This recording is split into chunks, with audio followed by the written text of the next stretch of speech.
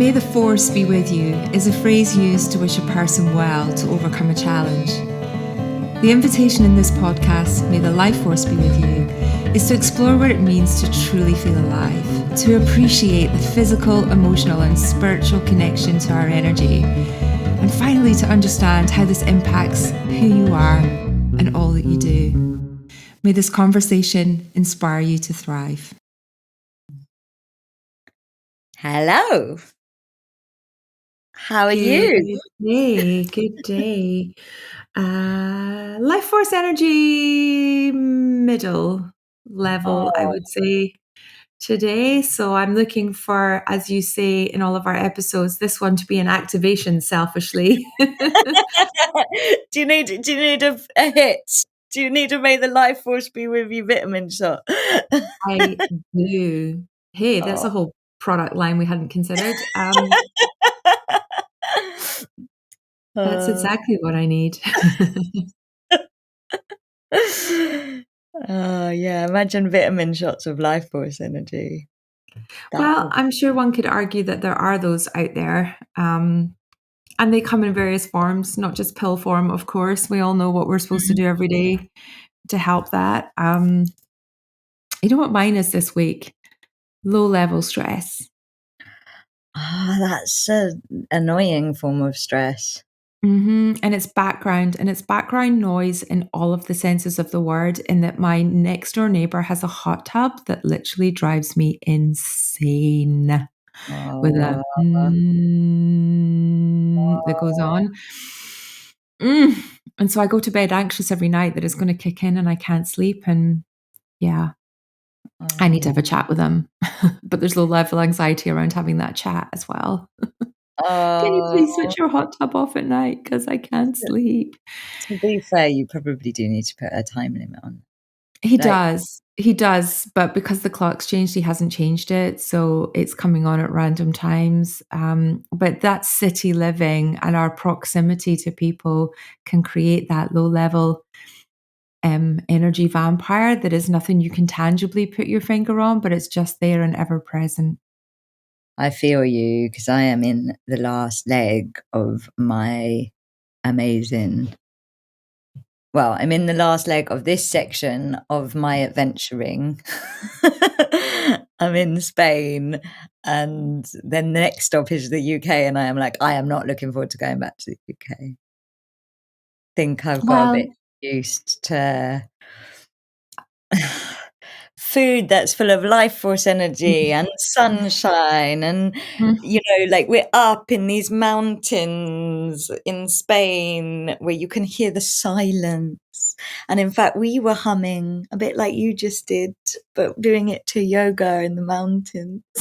Okay, you can stop now. You can stop now. I had my eyes closed imagining there, and I was going to say, well, at least if you come home you can have some nice gelato, and then I realized no, actually even that's not enough of a. You've just been stopover in Rome. That's where that happens. The sound of silence. The sound of silence. It's so good. It is a vitamin shot for life force energy, actually. I feel like when you hear the silence of nature that is silence, that is so full of energy,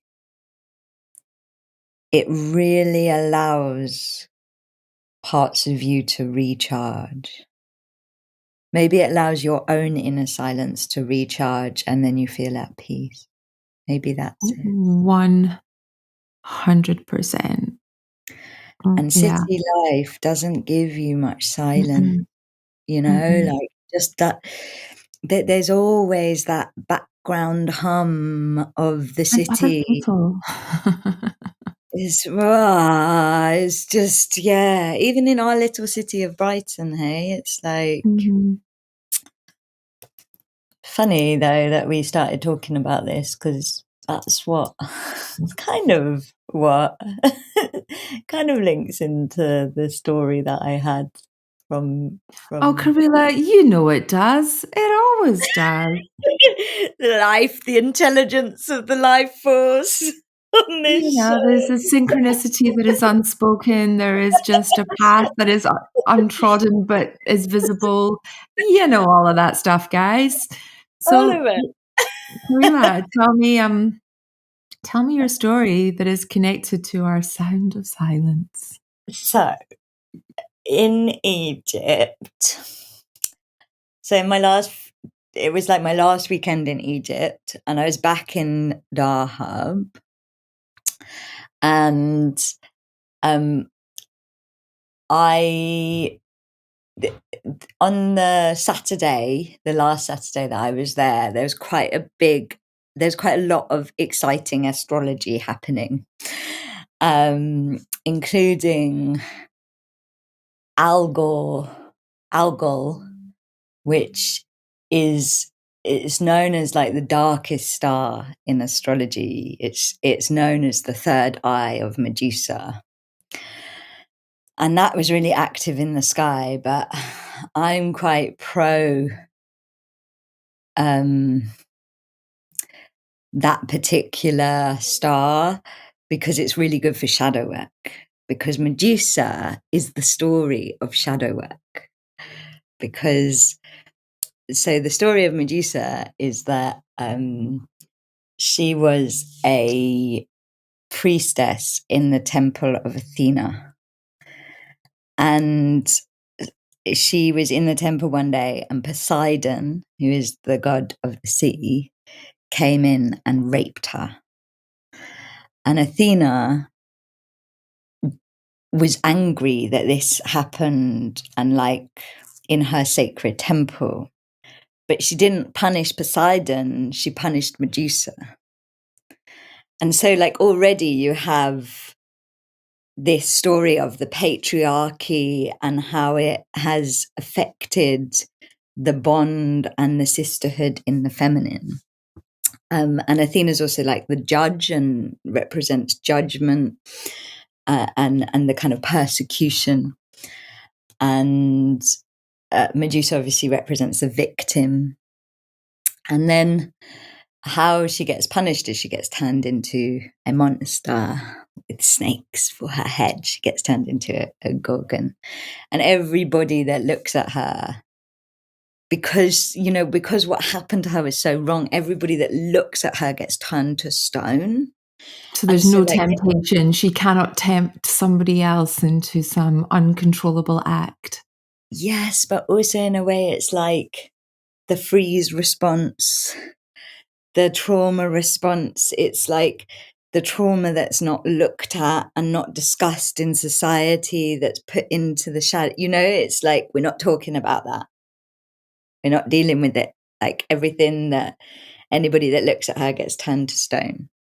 I've never thought like that's. I loved my mythology when I was growing up. I was obsessed by mythology, and I'd never ever in my puff thought of that story around that freeze response.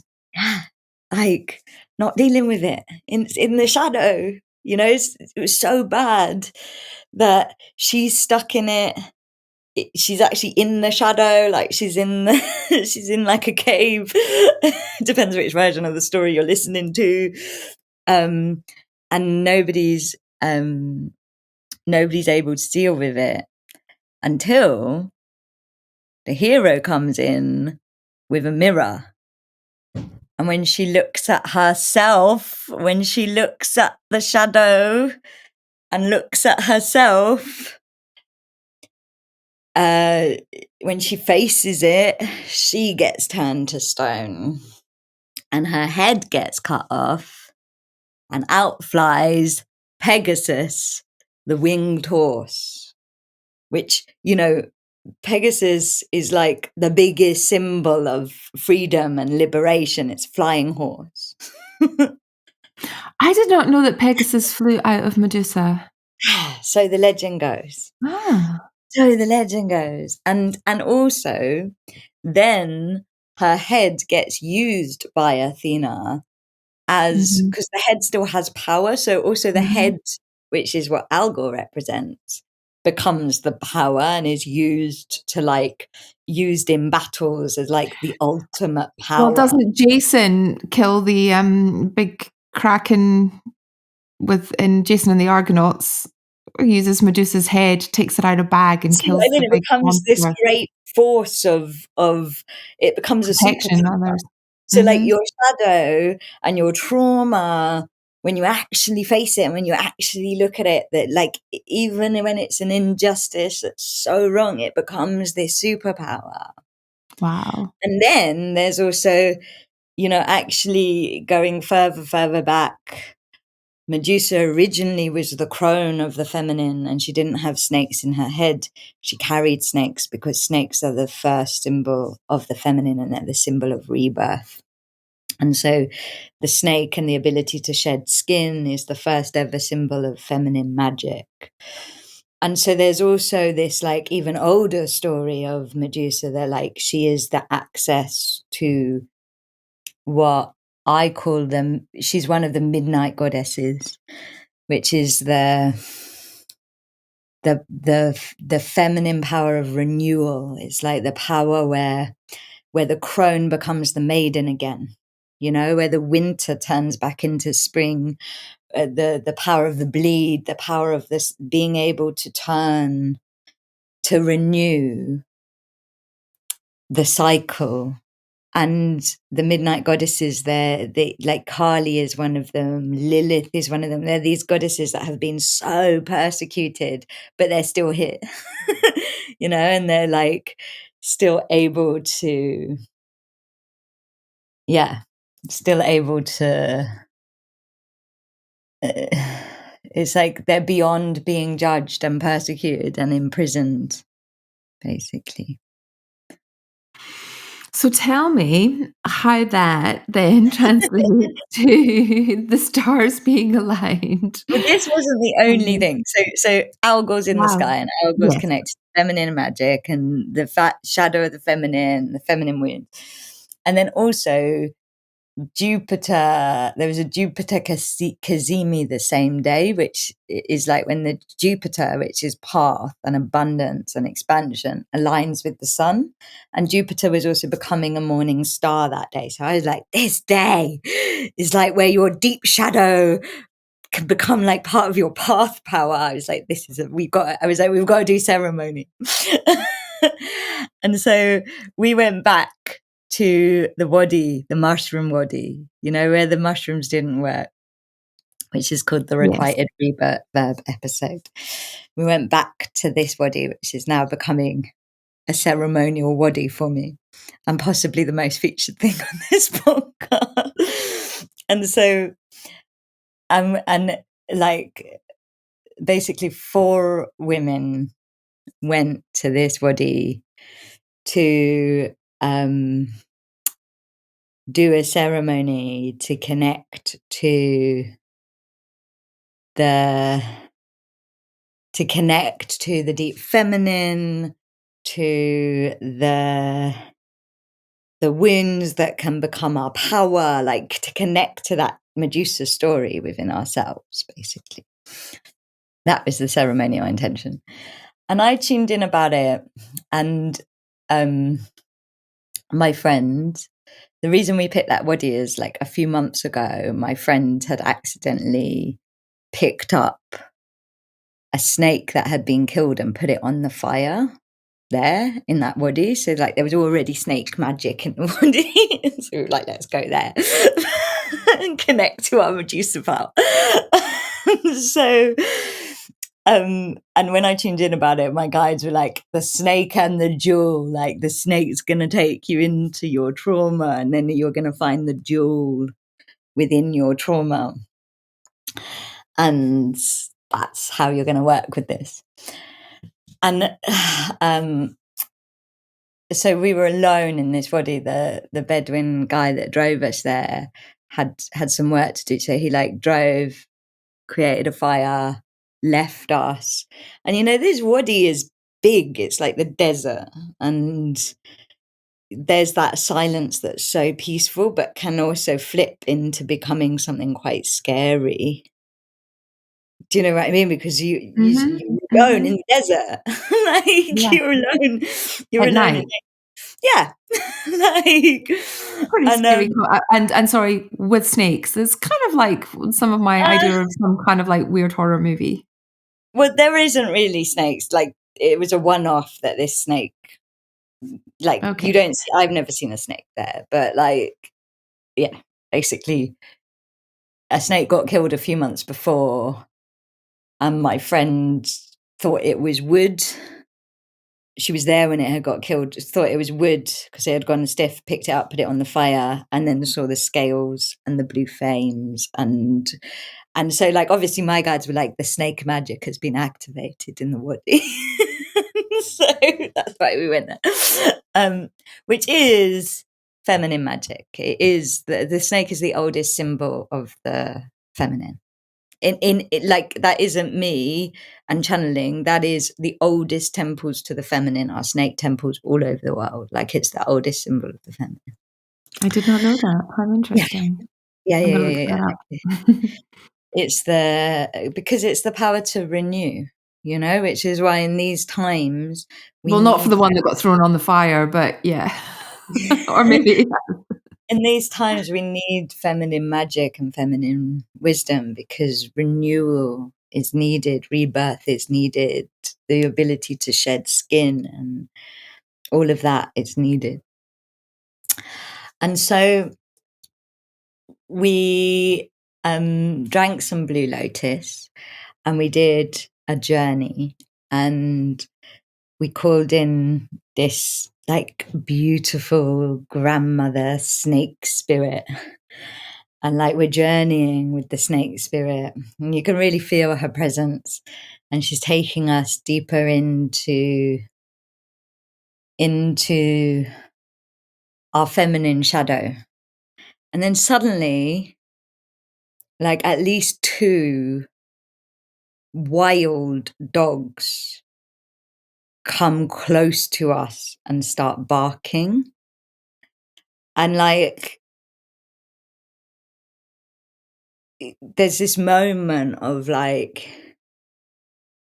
I think I had this moment of like, actually, this is quite scary now because we're alone in the body. The fire's like gone out, and these wild dogs are like, not like, they're being aggressive, you know, like you can tell that they're barking at us. And suddenly that beautiful silence becomes the scary silence of like, oh my gosh, we're small, we're alone, and there's wild dogs that are being really, really aggressive. And then I'm guided to keep journeying with the snake. So at first I'm like, okay, I'm going to keep leading this journey and the dogs are just going to go away. And they don't go away. They bark more and they get closer. And like, you can feel this like tension rising in our ceremonial space, and the women getting more and more like both irritated and scared. And you know, it's like not a shamanic journey where you're relaxed. And then suddenly I had this realization that we needed to like not pretend it wasn't happening, but work with it. And so Yeah, bring it in. I invited the women to speak about how they were feeling. And they all spoke about how they were feeling, which was kind of a mix of irritated, open, and scared. And then the guides, and I think all of us all together, realized that these dogs represented the patriarchy and represented what the patriarchy does to our feminine power and our feminine energy. Like, suddenly it became this symbol of like, the barking became the symbol of the patriarchy barking, or and in a way, like the patriarchy barking is the hum of the hot tub in the city. You know, it's like the noise of the patriarchy. Suddenly that's what it became. And then it became about like how we respond to the patriarchy internally, and how we have our own inner barking of our own patriarchal self towards our feminine.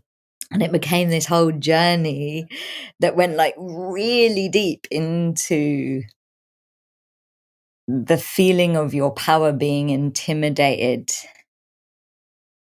and barked at and threatened by something that actually wasn't attacking us. It was just, you know, the bark was worse than the bite. Like the dogs, there was a point where the dogs weren't, it's like I could feel the field of the ceremony, and I could feel that the land was providing these dogs to give us the trigger, and that we were actually safe. You know, like the dogs were not gonna, they weren't gonna cross the field in a way. They weren't gonna come closer. And as each of us kind of had that Medusa moment of facing it and feeling it and looking in the mirror, there became this like moment of finding I would say it was like, for me, a silent power that can meet that bark. And as we got into that, the dogs went away. And as we discovered the power and the light, then our Bedouin friend came in with his car and his car lights. It was like the timing of this ceremony was just magic. Like the land was just demonstrating the shadow journey that we were on. And then the fire was brought back, and then right at the end, 2 more dogs came, but they were white. So it was like a total, like, yeah, it was like a shadow becoming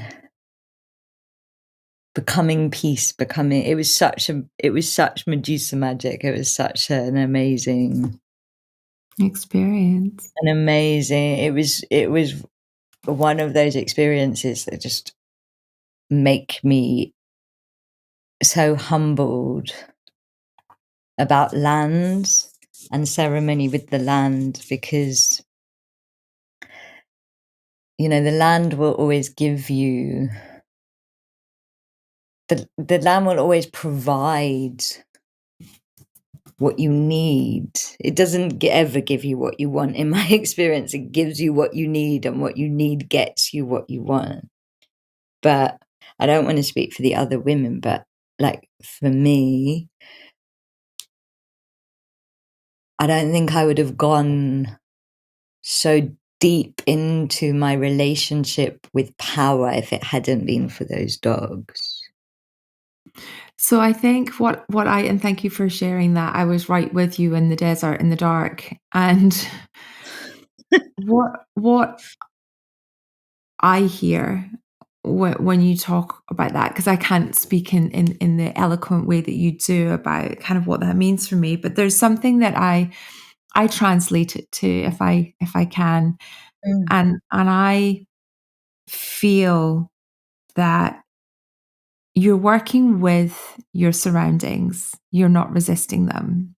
You're not reacting to them. You are moving with them. And you're reacting in that there was that moment of fear. There was an appreciation of that change and shift of energy from the dogs not being there to being there to going to new ones coming back. There's all these different energies pushing and pulling into that space. But instead of fighting it, resisting it, trying to block it, trying to push it out, it feels like that resistance went, and it's almost like what's the lesson here? What can I learn in this moment? What is being called in for me to assess, to think about. And there's what I feel like is there's so many things, including my neighbor's hot tub, that come to kind of challenge us to kind of rub up against where our edges are, our comfort zones, our perceptions, our whatever comfort feels like to us. And those things, whatever they may be, are, we're in a certain energy or certain mindset where we can choose to let them bother us. Sometimes we don't notice them at all. Some days those dogs would have been there and you're like, what dogs? Didn't notice them. And then other times it feels really confronting. And it's in those moments that it's like, what's this energy telling me? And how can I use it to move through something that it's bringing up for me? And I think that is a really beautiful description of shadow work, actually. It's like, I don't know. like shadow work is like, okay, this is triggering me. Why? Do you see what I mean? It's like, it's like I shadow do, work. and it's also why when you said I can't speak for the other women, because there's an interpretation of that environment and that circumstance which is deeply personal because the triggers will be different. And absolutely, every woman had a journey, and every woman had a different journey. But I think for me, the moment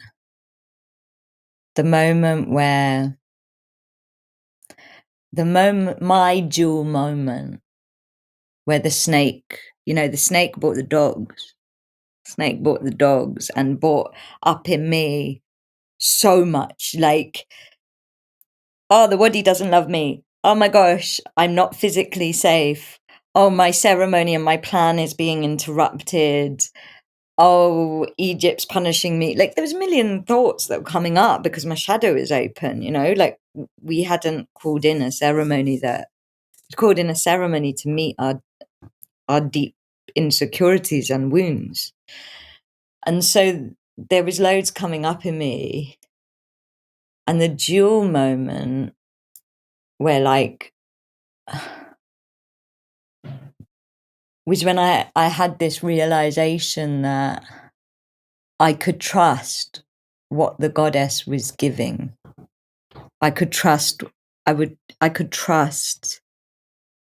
It was like, either you are going to resist this or you're going to trust this, and trust that this is a gift from the goddess and that it's serving you. It's not harming you. It's here to help, not hinder. And in a way, that is what the midnight goddess, it's the same thing as the head of Medusa becoming this superpower in the story. It's like the power of the midnight goddess is to take those wounds and those persecutions and those challenges and make them power and make them serve you. And yeah, I just had this really amazing moment where it's like I had the personality view of, like, I'm scared of the dogs and I'm alone in the desert.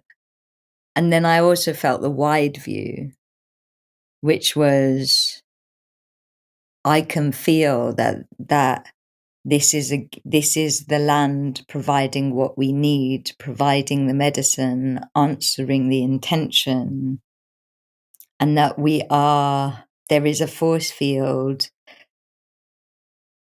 protecting us, and that actually this is just the divine conversation.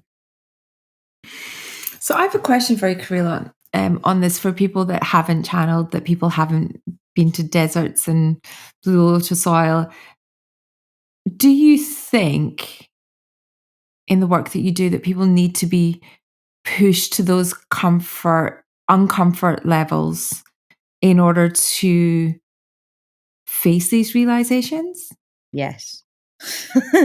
I think that you're not going to get it sitting on your sofa watching Bridgerton with a bottle of bottle of I think wine. that we've got addicted to being comfortable. Yeah.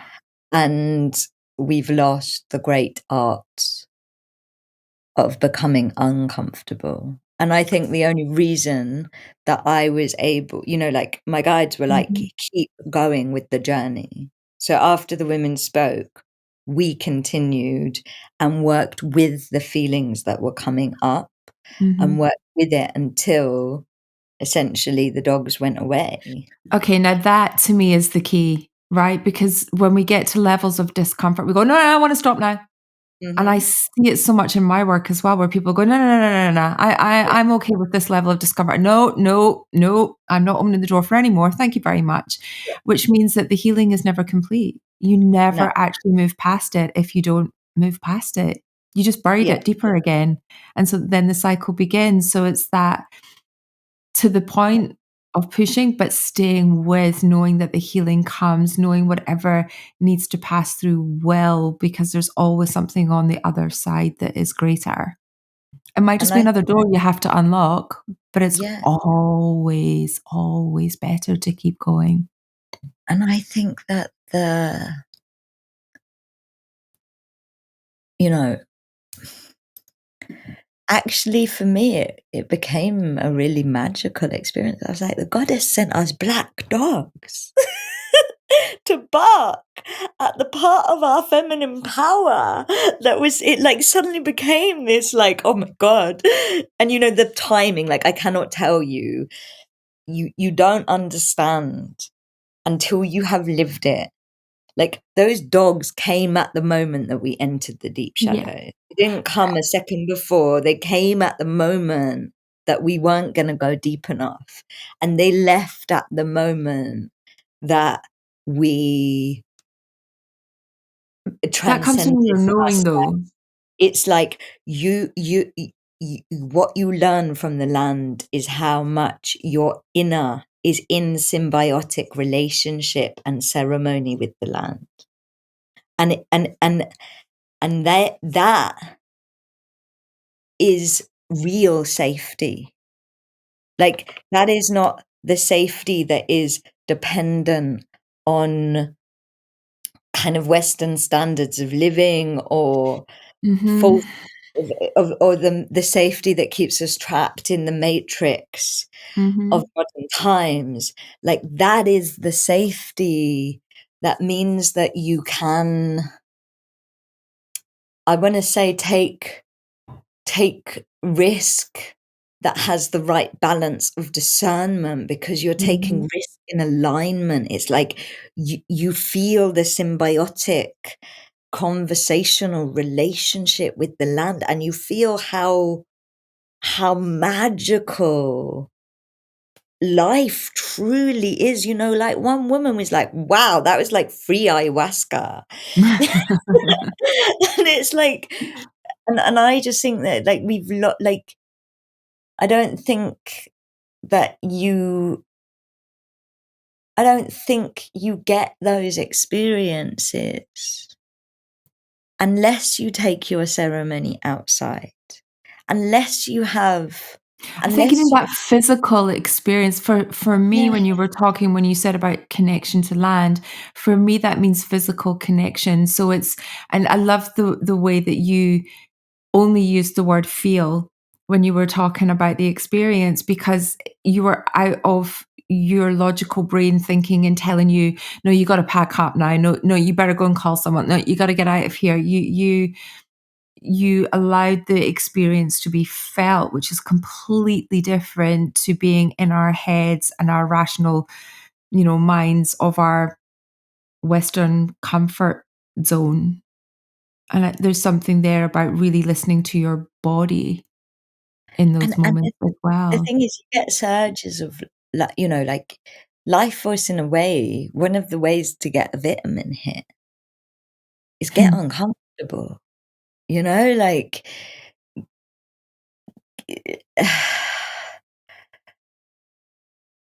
get aligned and uncomfortable.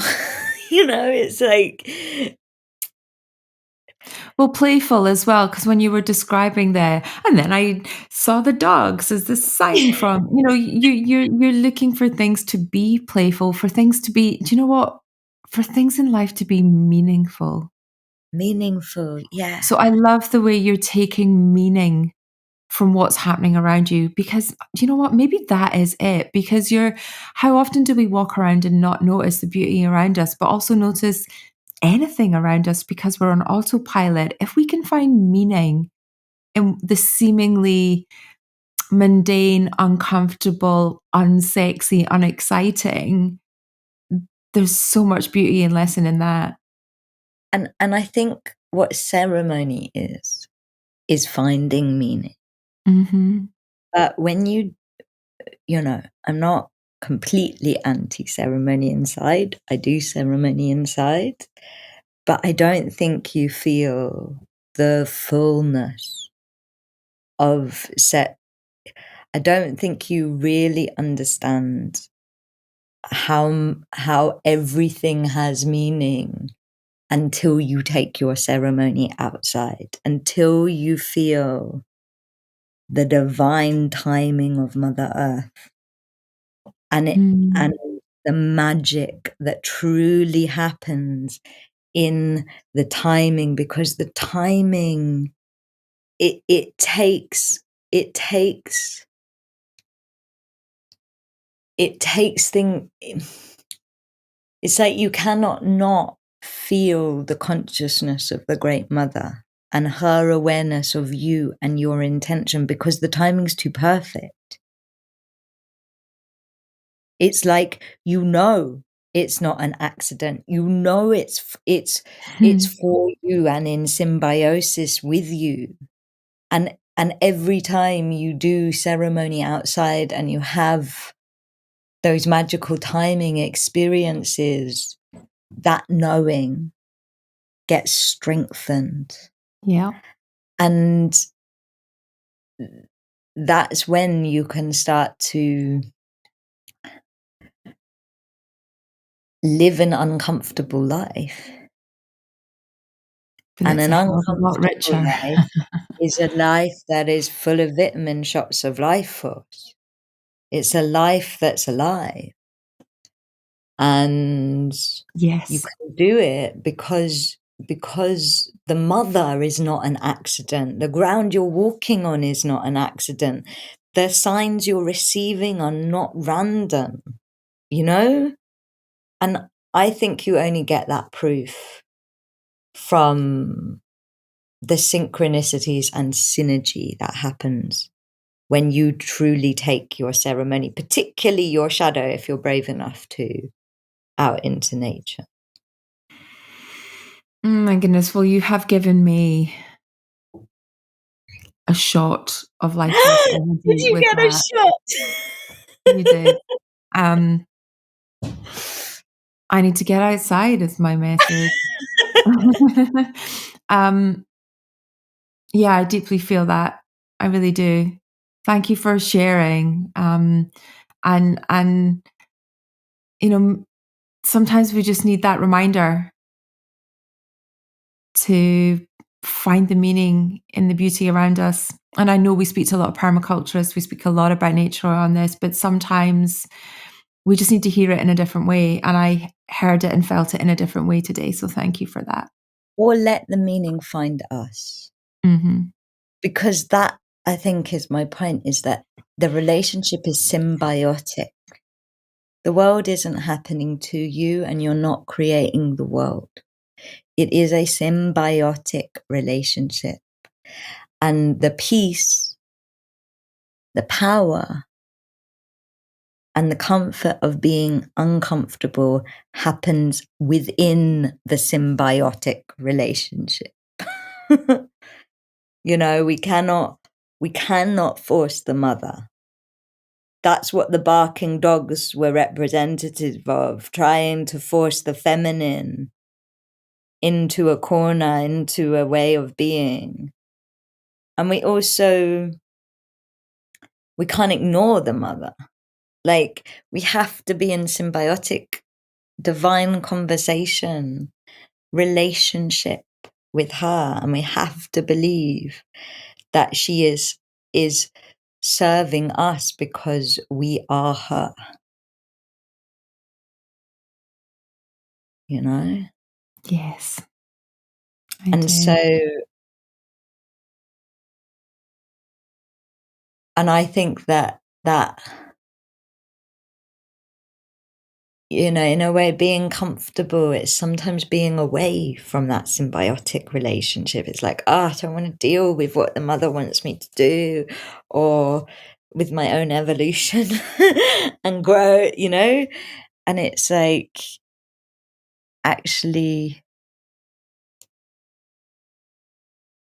then your life's going to turn to stone. Well, let's not all turn into Medusa statues.